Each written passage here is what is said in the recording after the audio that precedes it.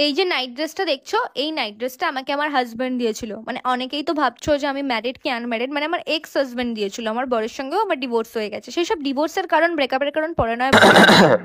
বেচারা বেঁচে গিয়েছে। নাইট ড্রেসটা কিনে দিয়ে ভেবেছিল যে শুধু তার সামনেই পরবে। এদিকে উনি মহাশয়া গোটা ফেসবুক বাসীকে পরে পরে দেখাচ্ছে।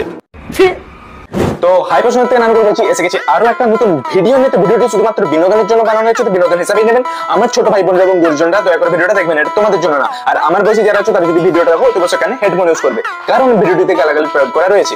হ্যাঁ, বাংলাতে তো এমনি এখন গরমের প্রভাবটা বেশি, তার থেকেও বেশি গরম হচ্ছে গিয়ে এই দিদির পাছা।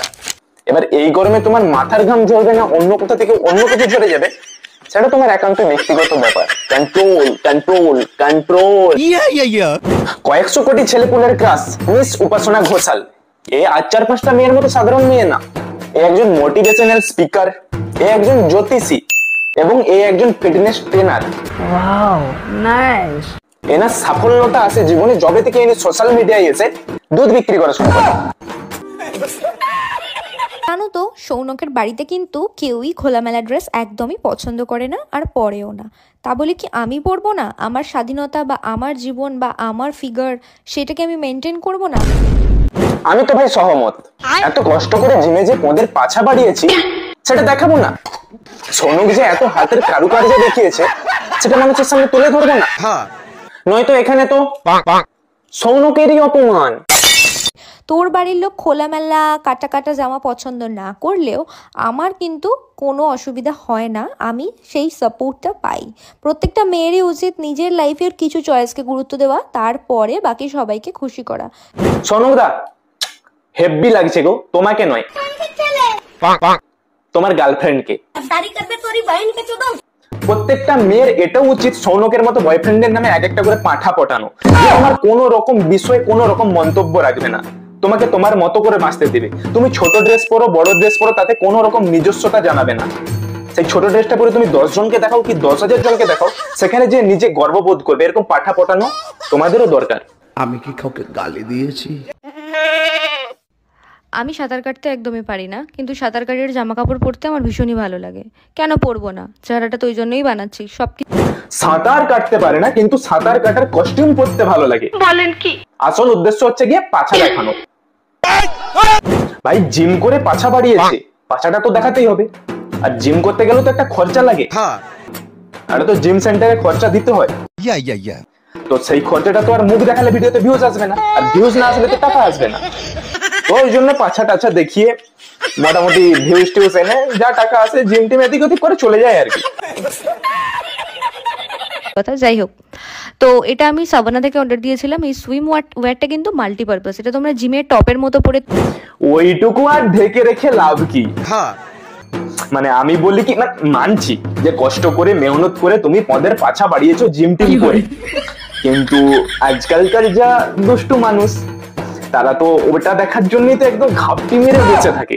এবার তোমার পাছার দিকেও নজর দেয়, কিন্তু আসল ফোকাসটা তো নিজেদের গোলেই থাকে। कि focus on your goal, you will get many goal.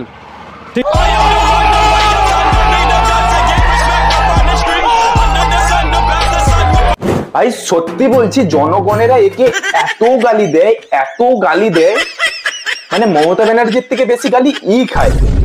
সত্যি বলছি ভাই, এই গালাগালিটাকে কেরিয়ার হিসেবে বেছে নেওয়াটা খুব একটা সহজ কাজ নয়। এই সুইম ওয়্যারটা কিন্তু মাল্টিপারপাস, এটা তোমরা জিমের টপের মতো পরে তলায়। মানুষ জিমে যায় ভেতর থেকে, শরীরটাকে ভিতর থেকে স্ট্রং করার জন্য। সঠিক বলেছেন, আপনার বুদ্ধি ভালো। সেলফ ডিফেন্স করার জন্য। সঠিক বলেছেন, আপনার বুদ্ধি ভালো। বাট না, এ জিমে যায় পদের পাছা বাড়ানোর জন্য, ইনস্টাগ্রামে ক্যামেরার সামনে রেডি উইথ মি রিল বানানোর জন্য। লজ্জা লাগা দরকার। আমি এবার আমার বোনেদেরকে বলতে চাই, দেখ বোন শোন, তোরা যদি ইনস্টাগ্রামে গেট রেডি উইথ মি বানানোর জন্য তোরা জিমে যাস তাহলে যাস না। হ্যাঁ, এবার যদি তোর মুখটা এর মতো হয় তাহলে অবশ্যই যা যা যা যা পালা পালা পালা, কারণ মুখটা তো দেখে তুই তো বুঝ পাবি না। হ্যাঁ, ভিডিওটাতেও কিছু তো একটা দেখাতে হবে, তো মানে কিছু অ্যাকসেসরি শরীরের দেখাতে হবে, তো তবেই তো দুটো ভিউজ, মানে বুঝতে পারছিস আমি কি বলতে চাইছি। এতক্ষণ ধরে যে ভিডিওটা একটা গালাগালি প্রয়োগ করিনি, এটা তোমরা বুঝতে পারবে। পশ্চিম মেদিনীপুরের প্রচার খুব সুধরে গিয়েছে। এখন ভদ্র হয়ে গেছে। নাটক কম করো প্রিয়। দেখো আমি বলছি না যে দিদি দেখতে খারাপ, দিদি একটা টাইমে খুবই সুন্দর দেখতে ছিল, তারপর দিদি শুরু করলো জিমনাস্টিক, আর জিমনাস্টিক শুরু করার পরেই আসে শরীরে পরিবর্তন। কখনো দিদি দুধ ঠ্যাং উপর দিকে তুলে দিচ্ছে, কখনো মুখকে নিজের গাড়ে গুজে দিচ্ছে, মানে বিভিন্ন ধরনের সিস্টেমেটিক। জিমনাস্টিকের পরেই হয়ে গেল শরীরটা একদম ঝাক্কাস পড়া, আর মুখটা হয়ে গেল বেকা পড়া। ভাল লাগে না কোনো।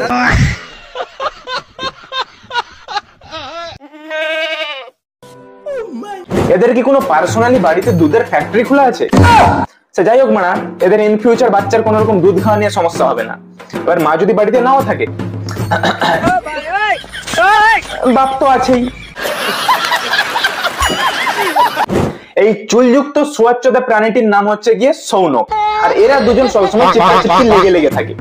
এবার তোমরা সাধারণ ভাবেই ভাববে নিশ্চয়ই এরা হাজব্যান্ড ওয়াইফ, বাট না, এ হচ্ছে এর ড্রাইভার।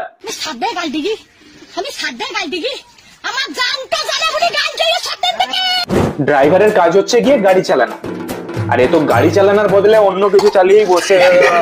মনা ভাকুম ভাকুম। দুইটি বিন্দু আধানের আকর্ষণ বা বিকর্ষণ বল, আধান দুটির গুণফলের সমানুপাতিক, আর দূরত্বের বল